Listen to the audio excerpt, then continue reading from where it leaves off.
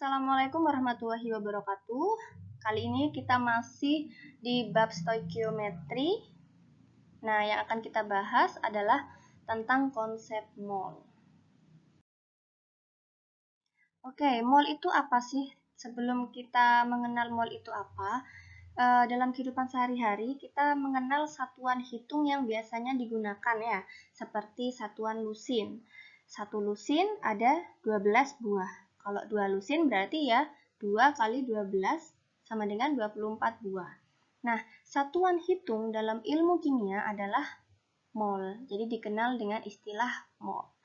Mol digunakan untuk menyatakan banyaknya suatu zat berukuran mikroskopis. Jadi yang tidak terlihat nih ya, itu bisa kita hitung. Contohnya nih ada garam natrium klorida sebanyak 1 mol. Itu kita bisa menghitung garam, oh segini itu 1 mol. Kalau coba kita bayangkan kalau kita menghitung per butirnya, itu kan akan lebih susah ya.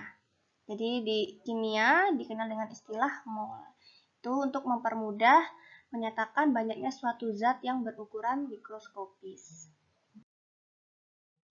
Nah, mol sendiri, di konsep mol ini, jadi mol itu bisa dikonversikan ke jumlah partikel, bisa dikonversikan ke massa, bisa dikonversikan ke molaritas dan volume. Jadi ini adalah rumus-rumus yang nanti perlu kalian kenal dan ketahui dan perlu diingat sampai nanti kalian kelas 3 ya. Bahkan kalau kalian masuk ke perguruan tinggi, rumus di stoikiometri ini adalah rumus-rumus dasar yang perlu kalian pahami di pelajaran kimia ini. Jadi ini kita akan bahas satu persatu ya. Kita mulai dari mol, cara mengubah mol ke jumlah partikel. Nah, jadi mol itu juga bisa untuk menghitung jumlah partikel suatu zat. Jadi partikel yang jumlahnya miliaran itu bisa disederhanakan dalam bentuk mol. Partikel itu apa sih? Partikel adalah bagian terkecil suatu materi yang masih mempunyai sifat materi tersebut. Materi sendiri itu apa, Bu? Materi itu segala sesuatu yang mempunyai massa dan mempunyai ruang. Kita, manusia, itu juga bisa dibilang materi karena kita punya massa dan kita menempati ruang. Gitu ya. Nah, partikel jadi itu adalah bagian terkecil ya. Partikel ini dibagi jadi 3 ya. Ada atom, molekul, dan ion. Jadi tergantung apa yang kita hitung. Misalnya ada Fe, berarti Fe kita mengucapkannya itu adalah atom. Fe itu kan adalah atom. Nah, atom itu adalah bagian yang paling kecil ya, yang sudah tidak bisa dibagi lagi. Itu adalah atom. Nah, untuk molekul itu dibagi jadi 2, ada molekul unsur dan molekul senyawa. Molekul unsur itu adalah gabungan dari atom yang sejenis ya, contohnya ada H2 ya. Jadi contoh lain ada N2. Jadi dia sejenis, itu dikatakan molekul unsur. Gabungan beberapa atom yang sejenis itu namanya molekul unsur. Kalau molekul senyawa itu adalah gabungan dari beberapa atom yang berbeda jenis. Kalau ion adalah atom yang mempunyai muatan ya. Ada yang positif, kalau positif namanya kation, kalau yang negatif namanya anion ya. Jadi itu kalian perlu kenal dulu jenis-jenis partikel itu apa ya. Nah, selanjutnya menurut percobaan Joseph Low-Smith ya, yang kemudian disempurnakan oleh Bapak Avogadro, beliau melakukan percobaan dan kemudian menemukan bahwa 1 mol itu terdapat 6,02 kali 10 pangkat 23 partikel. Nah, bilangan ini dikenal dengan bilangan Avogadro atau Avogadro's number ya, sehingga disingkat dengan Na ya, number of Avogadro. Atau ada yang memberi simbol L besar ya, karena berasal dari kata Low-Smith. Ambil dari Bapak Low-Smith-nya. Nah, rumusnya adalah jumlah partikel sama dengan mol dikali L, bilangan Avogadro dikali bilangan Avogadro. Nah, rumus ini bisa kalian otak-atik tergantung yang diketahui dan yang ditanya apa ya. Contohnya di sini, berapa jumlah partikel 2 mol NaCl? Jadi langsung masuk ke rumus. Yang ditanya jumlah partikel, molnya ada 2, kemudian masukkan L-nya nih harus hafal ya, 6,02 kali 10 pangkat 23. Totalnya adalah 12,04 kali 10 pangkat 23 molekul. Kenapa kita bilang molekul? Kenapa tidak atom? Karena NaCl itu merupakan molekul senyawa. Kecuali kalau yang ditanya berapa jumlah partikel Na misalnya. Berarti nanti pakai atom ya, jenis partikelnya. Jadi tergantung ya yang ditanya itu apa.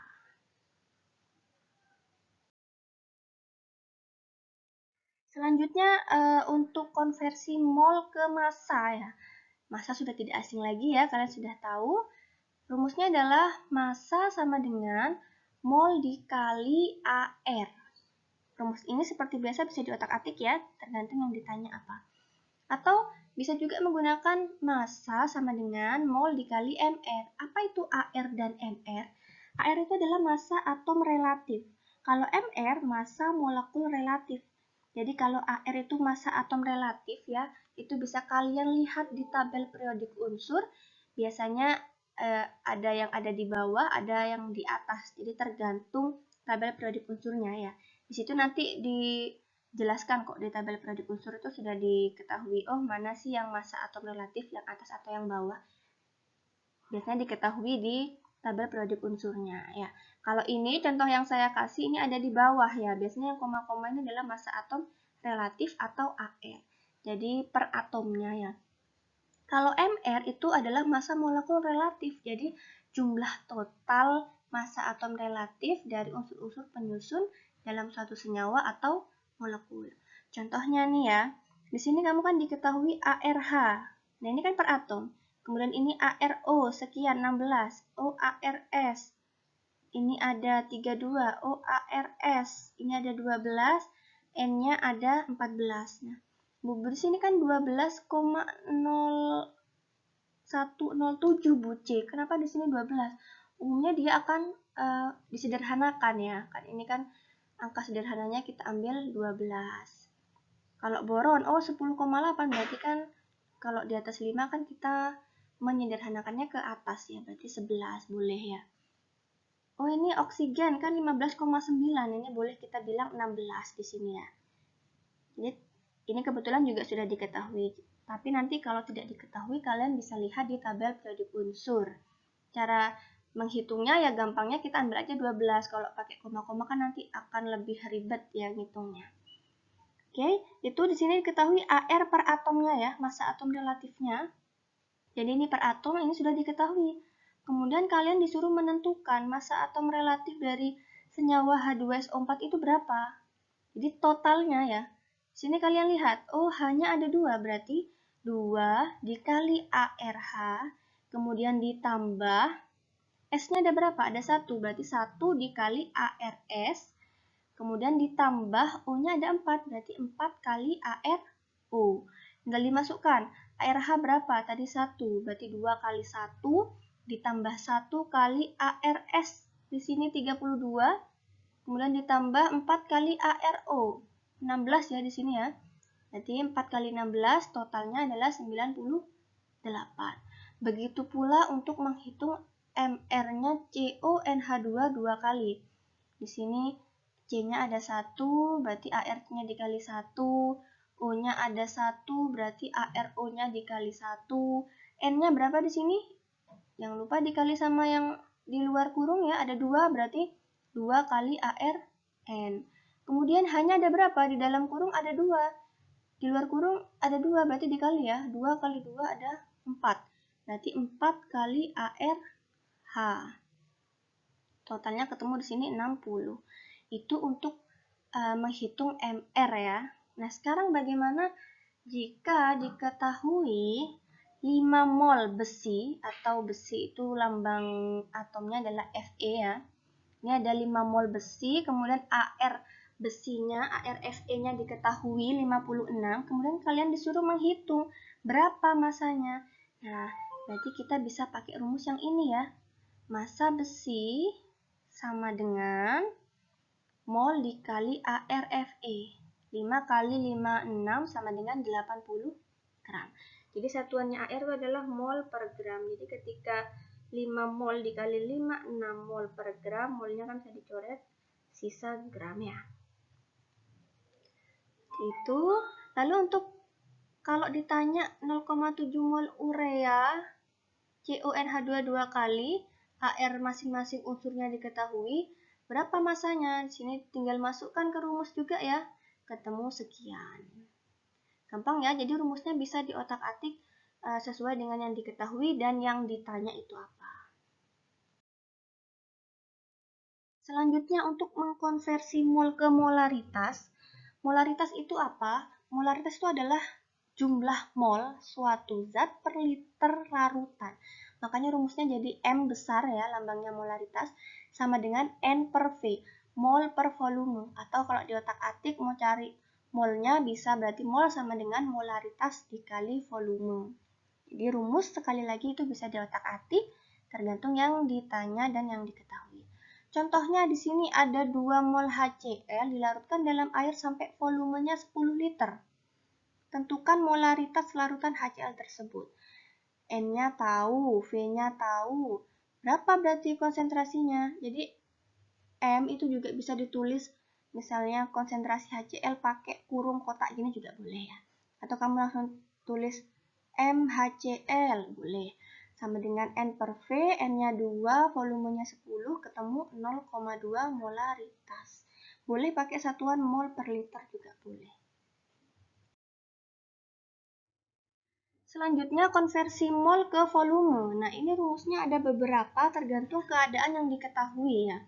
Kalau keadaannya pada keadaan STP atau keadaan standar, STP ini singkatan dari standar temperature pressure ya. Suhunya 0 derajat Celcius dan tekanannya 1 atm, berarti kita menggunakan rumus yang pertama.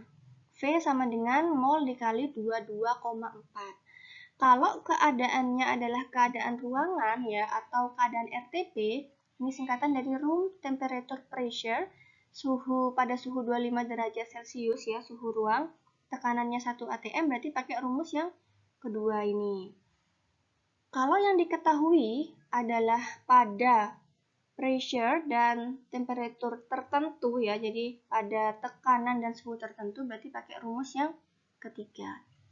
Nah, atau yang diketahui pada tekanan dan suhu yang sama, kemudian ada gas lain yang diketahui. Kita bisa pakai rumus perbandingan yang terakhir ini. Itu ya.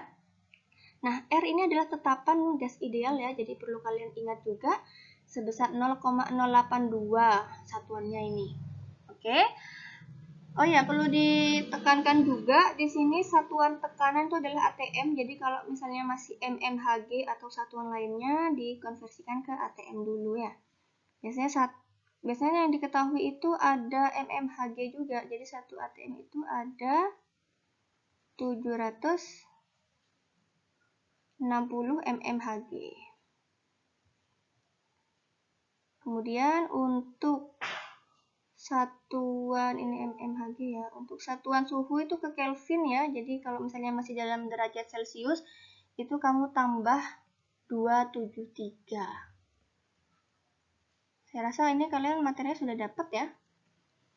Oke, kita langsung saja ke contohnya.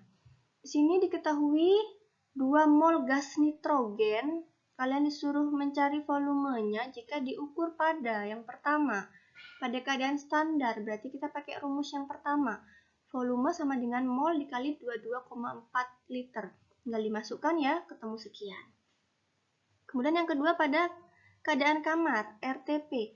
Rumusnya, keadaan kamar, ini langsung pakai rumus ini juga bisa ya. Jadi V sama dengan 2 dikali, berapa tadi? Rumusnya 24 ya, 2 kali 24. Ini boleh langsung, berarti 48 liter. Ini sama ya. Ini harusnya pakai rumus langsung ini, boleh untuk keadaan kamar atau keadaan RTP. Kemudian yang C, suhu 30 derajat Celcius dan tekanan 1 atm. Nah, sekali lagi, T itu harus satuannya Kelvin, berarti ditambah 273 dulu. Sudah berubah ke Kelvin, kemudian tekanannya sini sudah atm ya. Langsung aja masuk ke rumus. Oh, karena yang ditanya volume berarti nRT per P. Ya, rumusnya ya. Dimasukkan angkanya, ketemu sekian. Untuk yang D, pada suhu dan tekanan yang sama, di mana gas lain diketahui 0,5 mol gas oksigen, mempunyai volume 15 liter. Kita pakai rumus yang kedua ya, ini ya. V1-nya ini punyanya O2, V2-nya berarti punyanya N2 di sini yang dipakai. N1-nya O2, N2-nya punya N2. Tinggal dimasukkan volume O2 15 liter. Volume N2 yang ditanya, kemudian molnya oksigen O2 diketahui 0,5, punya nitrogen 2. Kemudian dihitung ketemu sebesar 60 liter. Itu untuk konversi mol ke volume. Jadi perhatikan keadaan yang diketahui. Nah, ini untuk latihan soal supaya kalian lebih paham, silahkan dipahami pelan-pelan, kemudian dikerjakan latihan soalnya. Jika ada yang tidak dimengerti, silahkan bertanya. Dan jika ada kendala, silahkan segera menghubungi saya. Oke, tetap semangat dan jaga kesehatan. Saya akhiri. Assalamualaikum warahmatullahi wabarakatuh.